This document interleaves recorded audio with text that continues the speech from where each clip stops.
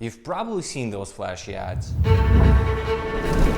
Or you heard it from your friends or influencers how they're winning big. And maybe even tried your luck. But before you place another bet, let's take a closer look at what's really going on behind the scenes of sports betting. The first thing I'd want to do when I got there is bookies, bookies, bookies. It had literally become a matter of life and death. I've been gambling on sports since I was 12. It has ruined every aspect of my life. You see, betting brands are booming, racking in profits and promising you a life-changing win. They've got their logos plastered everywhere, from the jerseys of your favorite teams to the ad spaces during the biggest game. But as the gambling industry fries, there's something fishy going on. Negative reviews are piling up with stories of winners getting banned and players feeling scammed. We've got some questions to answer. Are these betting giants the real deal, or is it just a massive scam that's getting bigger every day? Can you actually make money from sports betting? How odds are calculated? How is sports betting related to casinos? And what bookmakers are hiding from us? All right, now let's get into the nuts and bolts of this game of modern sports betting. How do those bookmakers work their magic to set their odds and make their insane profits? For example, you are a die-hard UFC fan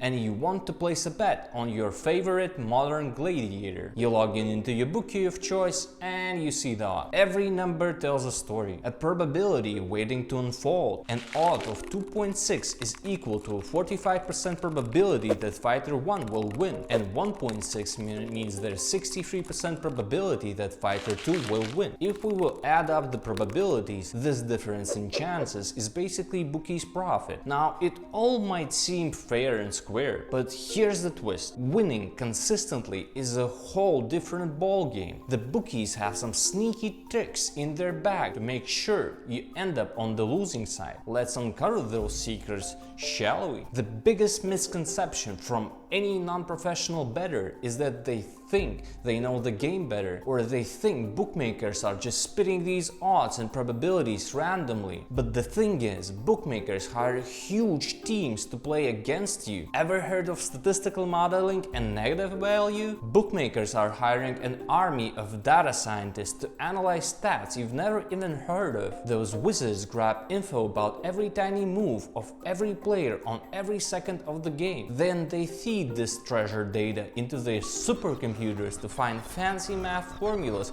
that predict what might happen next. Once the math is happy, they turn it into the odds you see on the website. So, in a way, you're going head to head with these data sorcerers and their computer wizardry. Meanwhile, most of everyday bettors rely on bits of info they find online or just trust their gut instinct. You want to predict the future? It's all about history, my friend. When you choose the side of the bet, you're basically just guessing. Flipping a coin would give you the same result, but there's one big but. It's a coin flip, but with the bookie's margin on it. Every single bet you make, they're taking a cut, a little slice of your action. And trust me, those slices add up. It is very similar to a casino, where casino always wins in the long run. For example, game of roulette, where you have 37 numbers on the board you can bet on. And if you will bet $1 on every single number, and after your number will hit, you'll be paid only a multiple of 35. That's a negative $2 every time you do that. This is 5.4% margin of a casino to make sure they will always win in the long run. But betting sometimes might be even higher than that. Here are some commissions of the most popular bookmakers around the world. We're just scratching the surface. There is more to this story. You see, bookmakers have a trick up in their sleeves when it comes to players who seem to have cracked the code and started winning consistently. It's called customer profiling. 99% of bookmakers hire huge risk management teams who profile people. They're watching your every move, classifying winners and losers faster than you can say odds. Here's an interview with CEO of the second biggest sportsbook in the US, DraftKings, saying they're limiting unwanted players straight in the interview. We limit customers for a variety of reasons. Some of them are because we have particular customers that we think take advantage of certain weak lines and things like that.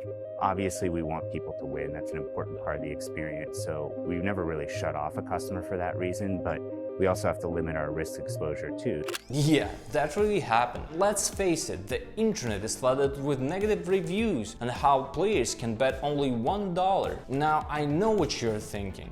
This can't be right. Why are they doing that? The answer is simple, because they can. Remember those terms and conditions you've checked when you were signing up? Yeah, those little legal jargon paragraphs. You did it yourself. In reality, they're hoping to take bets from addicted gamblers who lose more often than they win, and at best, break even. There is one more thing I should mention: emotions.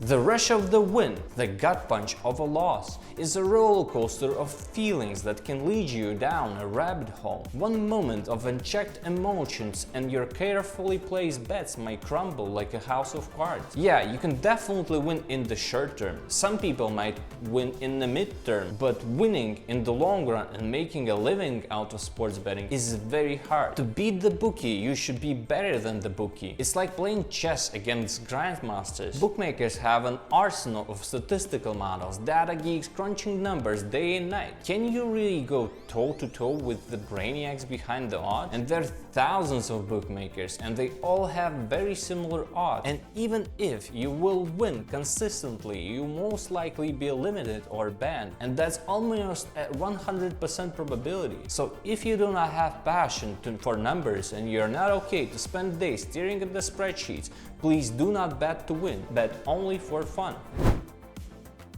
So my personal problem with betting, that I love watching sports. Almost any sport, they have sponsorships of betting brands all around the court. They're exposing themselves as an extra dopamine hit when you watch sports. They tell you the story that you get more engaged into the match when you bet, when the money is on the line. But the thing is, it is very similar to casino, so you're basically just gambling, and if you lose, because you almost always lose at the casino, at the end you get less interest in the sport itself, so you lose your love to the sport because of the gambling. So if you bet, please bet responsibly, guys. I hope you really liked this video. Share it with a friend who brags about his big wins, and I see you in the next one. My name is Tom Rose. Peace.